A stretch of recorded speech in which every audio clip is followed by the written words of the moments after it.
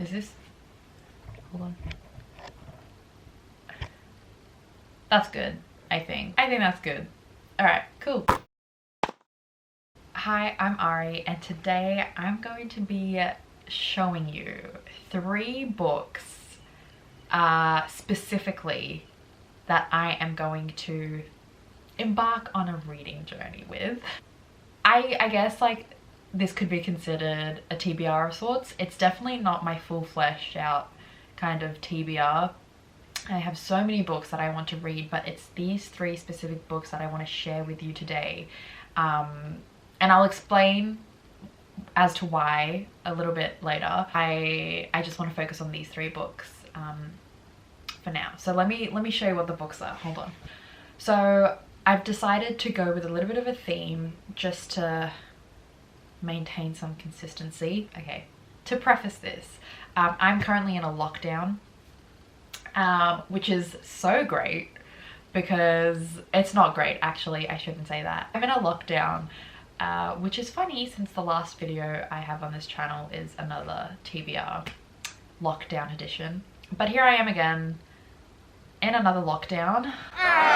Regardless, I'm still at home, and so I have a little bit more time to read, and I thought it would be a good kind of I guess this would be a good kind of catalyst to get me into reading a little bit more. So I have decided to pick 3 modern day classics, I would definitely regard them as, from Penguin. But I'm going to run you through these 3 books that I hope will help me transition into a different kind of genre of literature. Obviously, I'm in university now. I'm studying English as one of my minors. I've read some really great books of kind of a more, obviously, adult fiction. But I want to be able to garner an interest in those books outside of an academic kind of context or environment. Anyways, let's get into it. So, the first book is The Picture of Dorian Gray. I have read a little bit of this and I do know the premise of it, but for those who don't, I'll read it off the back. This book follows the story of a man who makes a devilish pact never to grow old. Dorian Gray remains forever young, indulging in unspeakable pleasures, while his portrait bears the mark of his corrupt existence, a beautifully decadent tale of the destructive allure of perpetual youth. It's a masterpiece of Victorian Gothic horror. I absolutely love the premise of this book. I feel like it's just one of those cult classic books that I really want to get through. And it'll probably be the first one. It's the shortest out of the 3 books. So that being said, it's going to be the first book I read. I definitely think I'm like one of those people that have a fear of big books now, and I wholeheartedly blame Sarah J Maas for that. Picture of Dorian Gray, first one on the list, and I'm excited. I'm so excited to read it. Next, Lolita. So Lolita, controversial book if you will, but oh my god. Let me read what it's about for those who don't know, but I'm pretty sure everyone knows about what this book is about. Okay.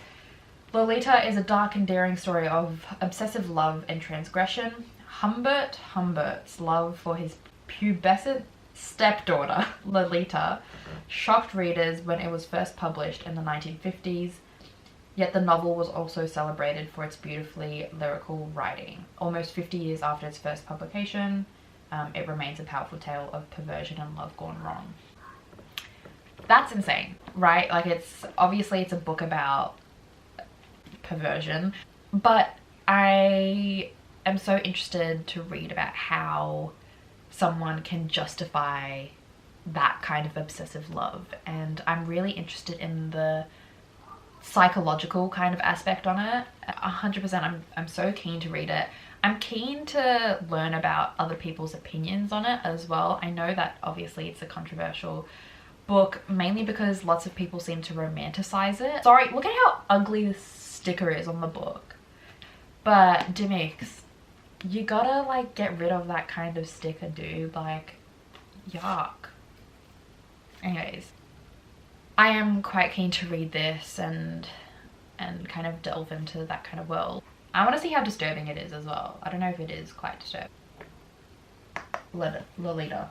That's next. Last one is The Secret History by Donna Tartt, a cult classic again, loved by so many people. I'm quite a big fan of the dark academia kind of culture and genre. I actually have started reading this. I started reading it a long time ago, however, so I never got to finish it. I've heard mixed reviews on this as well. Mainly, it seems as though like it's kind of more towards Donna Tartt's writing rather than the plot. People seem to either really love it or they just don't have a taste for her writing at all. If you don't know what The Secret History is about, The Secret History is the original American campus novel. When Richard Papin joins an elite group of clever misfits at his New England college, it seems he can finally become the person he wants to be. But the moral boundaries he will cross with his new friends and the deaths they are responsible for will change all of their lives forever. The Secret History recounts the terrible price we pay for mistakes made on the dark journey to adulthood. Wow! Even that just sounds so thrilling, and I'm so excited to read it. As a history student as well, it's definitely something to appreciate, especially around all like the Greek culture that they study in the school. So really excited for this. Yeah, that's the third and final book. I wanted to keep this list short because I thought it's pretty unreasonable for me personally to chuck out a massive list of books that I 100% won't get through, because I'm a slow reader. And I like to take my time with books, and I like to completely indulge in them as well and everything that they can offer. I'm one of those people that like have to go back and like read pages again because I feel like sometimes I don't comprehend them fully, which sounds absolutely insane, but it definitely is the type of reader I am. I like to make sure I absorb every single word. Essentially, I'm going to dedicate a video to each of these 3 books, and I'm going to kind of deconstruct the book a little bit and talk about it a bit more, what I liked, what I didn't like.